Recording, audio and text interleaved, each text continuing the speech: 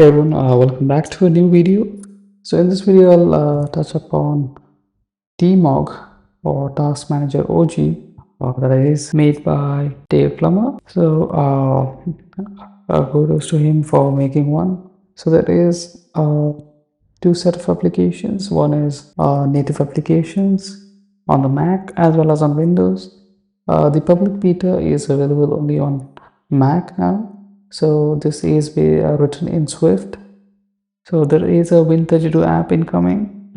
So the core, the system core or the metrics are written in C++ so that the logic backend is shared, and only the UI is native. You can say that it is a universal app that works on Apple Silicon and Intel.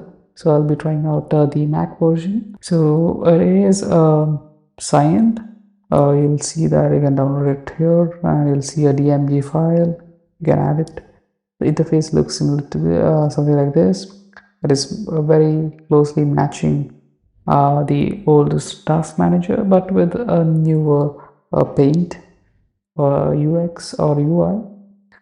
You'll see this is a typical Apple kind of a UX, or the 3-column or a 3-row kind of a UI.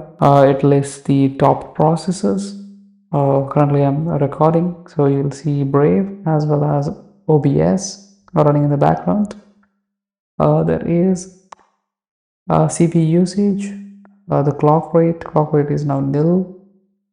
The temperature is the overall system temperature and does not reflect the per component temperature. So this is GPU usage. I have another utility that is with me called MX Power Agent, which I have covered for newcomers to Mac, because I was a newcomer to Mac coming from Windows. So yeah, as you can see, the temperatures are completely different. It is the the overall system temperature. Also, you'll see the memory utilization. This is very accurate. I mean, I can say that it is 1 or 2% off depending on the time you poll it. Usually it is dead accurate. Let me see the cached memory, 7.04. It is accurate. Available is 8.96, so it is off by maybe 100 megs. Not a big thing. Depends on the applications that you're using. It is also showing it is the pressure is normal at 51.3%. Yeah, I think it is intelligently updating itself in the background, even though there is a refresh button. Now coming to the summary, you'll see a network tab and also the energy. So this is helpful if you're on a laptop. So I'm using Mac Mini, so the battery power is absent.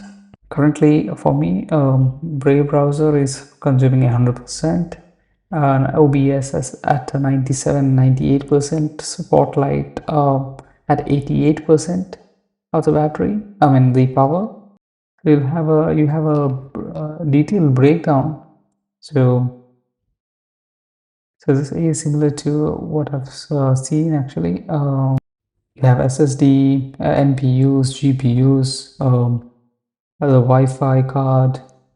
The problem is it is hard to zero in actually which die and what is the name space for each and every devices. It is fair. Let's see if it is highly accurate. I'll just put it in the background. This is showing 30. Let's see which is showing 30 degrees, and let's see if we can actually get anything. I don't see anything with 30 degrees. Most of them are CPU, GPU, and the memory proximity. I think this is memory.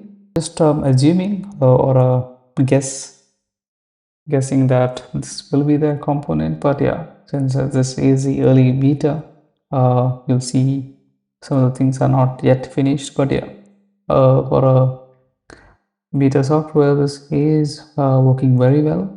So this is the actual list. You'll see that it is similar to the task manager. So how much memory it consumes. I have a habit of sorting by highest memory usage as opposed to highest CPU usage. And you have a process view. You can actually uncheck or to be the preview or standard process view. So similar to activity monitor. You have a smooth CPU sorting. Those are enabled by default, but I'm not sure what is this generation that is constantly updating. Is it something related to the ticks, the system clock ticks or something? I'm not sure. So it does list the number of processes and if they are in the healthy state or not. So do a health check. What do you usually have for applications? Let me just check, double check with OBS 298. It is slightly off, but yeah, I think it's very hard to poll it actually. It depends on the target poll. It's slightly off. I think it is depending on how it is being queried. So this is the system info tab. Yeah, I'll censor out the hardware UUIDs and things like that. You have hardware overview, memory. So you get the manufacturer that is used. It's hard to get Hynix, Samsung, and Micron these days. We have audio devices that is connected. I think some of the things is I think this is SPIF or SP audio, but I think I'm not sure about it. There's also internal and external speakers as well as microphone. You have Bluetooth camera. If you have any iPhones with the continuity camera attached, you'll see that as well. Any graphics or eGPUs. If you use Intel based GPUs, Intel based Macs, you'll see eGPU support. There is a minimal eGPU support with tiny GPU. So I won't go into that. There is this PCI. This is related to, yeah, this is a controller. Then you have the SSD secure element. I guess it says there TPM. E1 security, I guess. Smart readers. I didn't know that there is smart reader support. Thunderbolt, yeah, I have used it since Macs only come with Thunderbolt ports in the back, and on the front you have USB-C. That is lower speed, I guess, at 10 gigabits per second. I have USBs that are connected. I think I've connected the dongle for the mouse. So this is that thing. So you'll also see battery information here. In case if you are using a MacBook or something with a different source, that is UPS or something that is available for Mac Mini. Then you have Ethernet cards, network, general networking, all the statistics, locations. I'm not even sure what this is. Then I have network volume, so you can even check your NAS drives. There's also firewall config check available. So this is the Mac OS overview. I'm slightly confused here because there are a lot of applications that are not listed actually. Something like group E is my workflow. Then there is classroom app. There's a lot of apps, but even Rosetta updater. There's a lot of extensions as well. This also includes kernel extensions. Kext is what is commonly called. And you have frameworks, fonts, installation. This is all the things that you have installed previously. Even I'm not sure how Rosetta got installed because I've uninstalled them. Even these asset packs for GarageBand, this was installed on the phone actually, but I'm not sure how it got installed on the Mac Mini. Then you have legacy software. I don't even know. I already uninstalled them, but it's still running. Rustdesk is what I use for remote desktop. I also got confused when I saw GPTK being installed. I'm not even sure how it got installed. I didn't even put it to the applications here, but something that I have missed as a new Mac user. Then you have printers, logs. So this will have all the system logs as well. You have printer library support. That is software. These are Apple specific things. Then you have accessibility.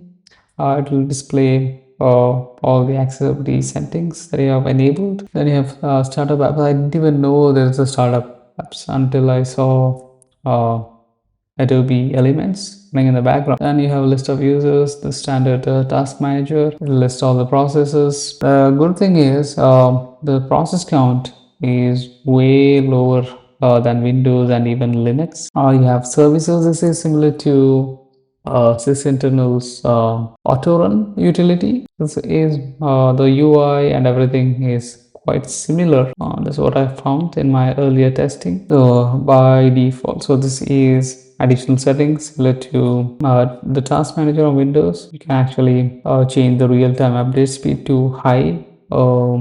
It is similar to the task manager you can find on Windows. Then you have always on top, minimize on use. So minimize on use and hide minimized is unavailable. So not sure if it is something that is required from the user. You can even change it to system font or microma.